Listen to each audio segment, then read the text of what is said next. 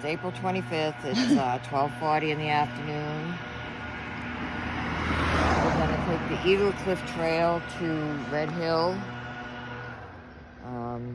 It's about 2.5 miles up, so about 5 miles round trip. Got a lot of incline. Yeah. It's our elevation gain is going to be 1,876 feet. So we're not too far into it, but it is all straight uphill. And we just looked around, get a nice view of the lake back there through the trees. But, this is going to take us a while.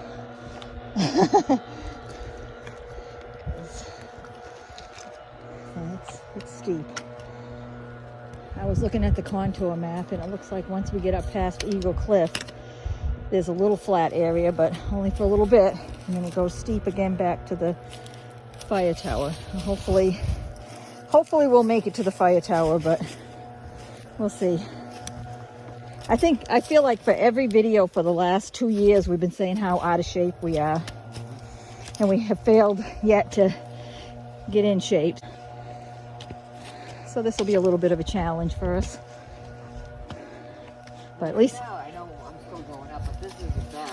No. Okay, so I remember this from last time. So that sign, so Eagle Cliff via the ledges is to the left here, and the bypass is to the right.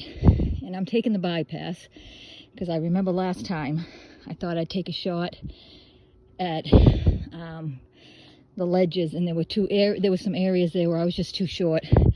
I haven't gotten any taller, so I'm just going to do the bypass.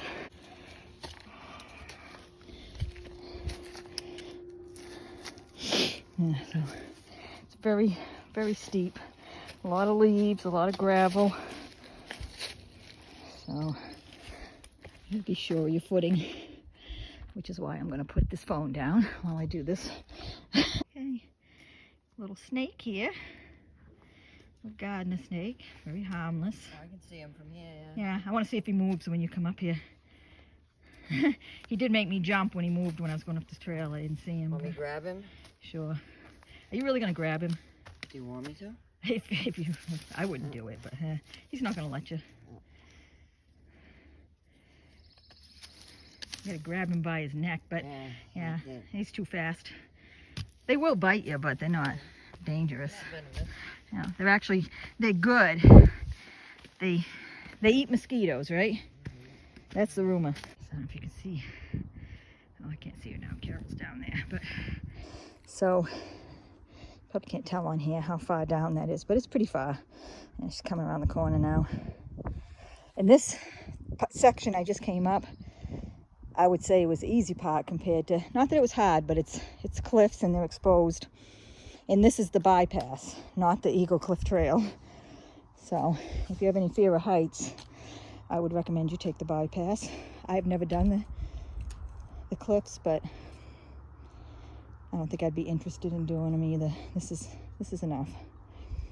I'm positive Carol would not want to do it. So I think we're almost to the top. So this is the first overlook. I think the overlook. I don't know if it's the first one or what, but there's some beautiful mountain views. Views of the lake.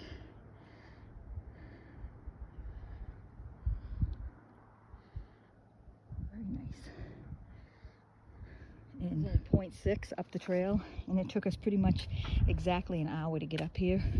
We made quite a few stops, rest stops along the way to catch our breath. Carol's still making her way up here. She's almost here. If you can see her through the trees here. She's there. Right in the trees. All right, so we just left that area with the view and everything. We had some lunch. So we're heading towards the fire tower, but there's a threat of rain. So we're thinking we might go down this Teedie trail because someone just told us if we go down that way, then we have a little road walk back to our car, but we can go that way, make it a loop. And I got something in my hair apparently. I got bugs. Oh, it's a tick. Oh, look at that. That tick was in my hair. Uh-oh. We're going to have to check for them. So we're at least going to go the 0.4 to the Teedie Trail. Because technically, you know, we have to do all these trails anyway. Oh, we didn't even talk about that we were doing this list. Yeah, we're trying to do another list. And it's, is